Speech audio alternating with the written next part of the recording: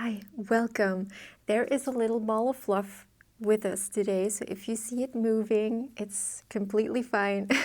My cat Toulouse is joining us today. But I want to talk about the books that I've been reading, and it's been a while since we've done this. So yes, I'm very excited about showing you what I've been reading and enjoying. What I finished recently was On the Origin of Species by Charles Darwin.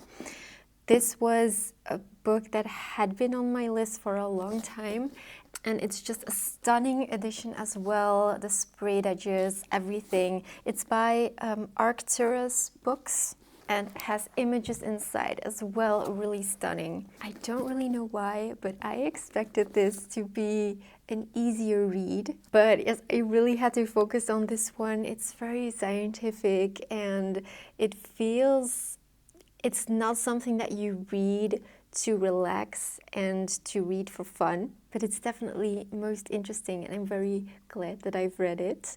One of the most memorable things for me was when he was explaining how colored flowers came into being. He said something like, and I'm just rephrasing this in my own words, insects are attracted to colored flowers. And before, flowers weren't as beautiful and as colorful, but it's only because we have insects visiting flowers that we have such beautiful, brilliant flowers. Because the flowers need to be attractive to the insects. So without insects, we wouldn't have those pretty, colorful flowers. Of course, this is still a very important work, and anyone who's interested in nature should definitely pick this up. Okay, the next one I finished is The Lives of the Caesars by Suetonius. I am on a mission to read more ancient Roman classics, and this was one of them. And I cannot recommend this enough. It is so accessible, so easy to read. The writing is very juicy, actually, and entertaining. And it's perfect for any beginner in the ancient classics. We have here small biographies of Julius Caesar, Augustus, Tiberius, Caligula, Claudius, Nero, Galba, Otho, Vitellius, Vespasian, Titus, and the Mission. And in the introduction, they already warn us that Suetonius didn't write his biographies chronologically. So that was one of the things that really stood out to me as I was reading. He was jumping from one moment to another in the lives of these emperors. Every time I started a new biography, I thought, maybe this will be a normal, not so monstrous person, but all the emperors were pretty insane and pretty cruel. We don't know if everything that Suetonius says is actually true, because there are other sources that describe the same events differently, but it's still so interesting, and the introduction states it so well. It says it gives us valuable insights into ancient Roman debates about imperial power and how it should be exercised. I love that this work survived, and of course a lot of TV shows and movies have based their information and their scenes on what Suetonius has noted down. For example, here you will find the scene where Caesar is stabbed to death and where Cleopatra is said to have killed herself with vipers. So yes, a very interesting read. I also finished Ovid's Metamorphoses. Metamorphoses? I never know how to pronounce it, I'm sorry. Please, can anyone tell me how to pronounce it? I really, really enjoyed the poems. And I once started it, read about 100 pages, and then stopped because I found it rather difficult to understand what was going on. And so I realized that I didn't know enough of my Greek mythology to continue. So what I did is I first went and read the books by Stephen Fry, his mythos, heroes, Troy and Odyssey, and then I went back to this, and I must say it was such a difference, such a different experience. And I think at the moment I dare to say that Ovid is my favorite poet, because his poems are not only beautiful, but also entertaining and sometimes even funny. And maybe I can read you one of my favorite poems that I found really beautiful in language. I need to pick a short one because this cannot be too long. Am I going to read the whole thing? You know what? I will just timestamp it and you can skip it if you want. I'm just going to read the whole thing. This one is called Pygmalion. Pygmalion, sorry. Pygmalion had seen those women spend their days in wickedness, and horrified at all the countless vices nature gives to womankind, lived celibate and long lacked the companionship of married love. Meanwhile, he carved his snow-white ivory with marvelous triumphant artistry and gave it perfect shape, more beautiful than ever woman born. His masterwork fired him with love. It seemed to be alive, its face to be a real girl's, a girl who wished to move, but modesty forbade. Such art is art concealed. In admiration his heart desired the body he had formed. With many a touch he tries it. Is it flesh or ivory? Not ivory, still he's sure.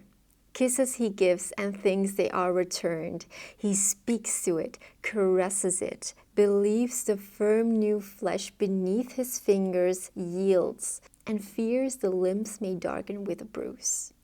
And now fond words he whispers, now brings gifts that girls delight in, shells and polished stones, and little birds and flowers of every hue, lilies and colored balls and beads of amber, the teardrops of the daughters of the sun. He decks her limbs with robes, and on her fingers set splendid rings, a necklace round her neck, pearls in her ears, a pendant on her breast. Lovely she looked, yet unadorned, she seemed in nakedness no whit less beautiful. He laid her on a couch of purple silk, called her his darling, cushioning her head as if she relished it, on softest down. Venus' day came, the holiest festival all Cyprus celebrates. Incense rose high, and heifers, with their wide horn gilded, fell beneath the blade that struck their snowy necks. Pygmalion, his offering given, prayed before the altar, half afraid. Vouchsafe, O gods, if all things you can grant, my bride shall be. He dared not say my ivory girl, the living likeness of my ivory girl. And golden Venus, for her presence graced her feast, knew well the purpose of his prayer, and, as an omen of her favoring power, thrice did the flame burn bright and leap up high. And he went home, home to his heart's delight, and kissed her as she lay, and she seemed warm. Again he kissed her, and with marveling touch caressed her breast. Beneath his touch the flesh grew soft, its ivory hardness vanishing, and yielded to his hands. As in the sun wax of Hymettus softens, and is shaped by practiced fingers into many forms, and usefulness acquires by being used. His heart was torn with wonder and misgiving, delight and terror that it was not true. Again, yet again, he tried his hopes. She was alive. The pulse beat in her veins. And then indeed, in words that overflowed, he poured his thanks to Venus, and at last his lips pressed real lips, and she, his girl, felt every kiss and blushed, and shyly raised her eyes to his, and saw the world and him. The goddess graced the union she had made, and when 9 times the crescent moon had filled her silver orb, an infant girl was born, Pepos, from whom the island takes its name. So this is one of the poems that I really loved, and I read a big part of this on my walks in nature, and just reading them aloud truly elevated the experience. Next, I finished Memoirs from Beyond the Tomb by Chateaubriand, and this was such a joy to read.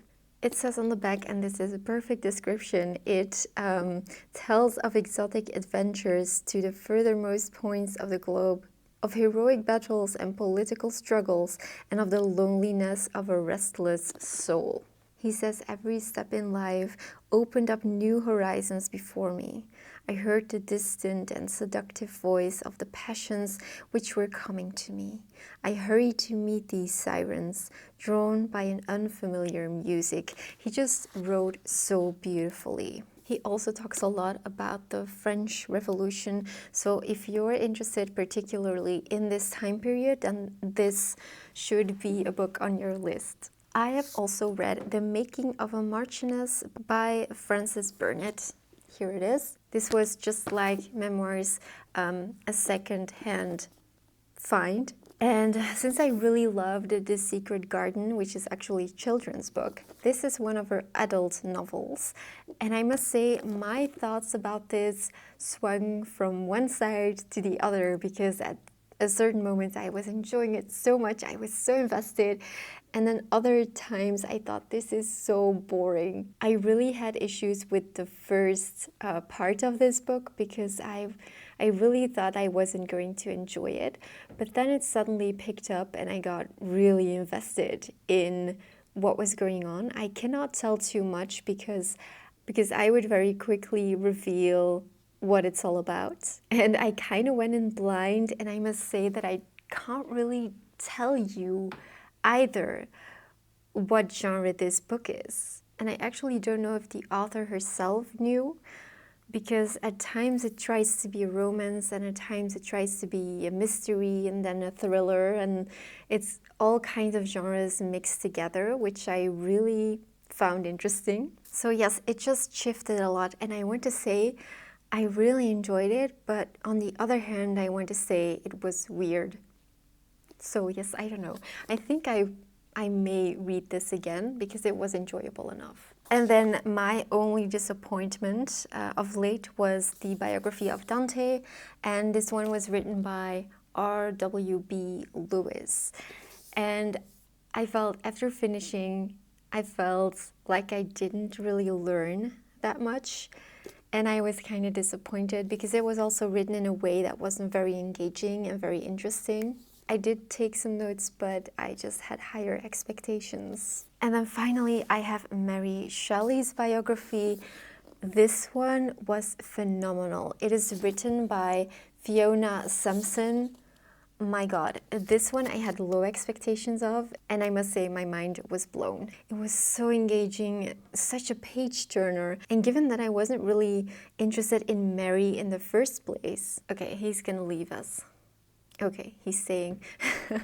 Even though I wasn't really interested in Mary herself, but more in the people surrounding her, I must say that this biography delivered. It wasn't only about Mary, it was about all the people surrounding her, and I just cannot recommend this enough. Also, if you're interested in the time period, it is full of information, useful information.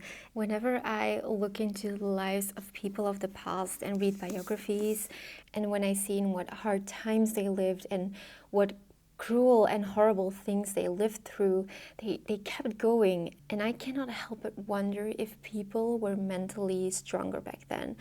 I am really starting to get convinced that people were mentally stronger. They went through horrible things, their children died, their husbands died, they had illnesses and diseases and no one could help them, they were living in pain, and still they kept going. And yes, it's something that has been playing in my mind, and that's been keeping me busy. I've also read 2 essays by Oscar Wilde. The one was The Soul of Man Under Socialism, which was very good, and The Rise of Historical Criticism, which I didn't really like, and which was the first work by Oscar Wilde that I didn't enjoy. But The Soul of a Man Under Socialism, I have noted down so many quotes, and yes, that one was really good. Anyway, what I'm currently reading, and I've almost finished it actually, is a biography again of Leo Tolstoy, and it's by Stefan Zweig. This is translated from German to Dutch, which is my language here in Belgium. The 2 languages are similar, so I feel like I made the right choice in picking a Dutch translation.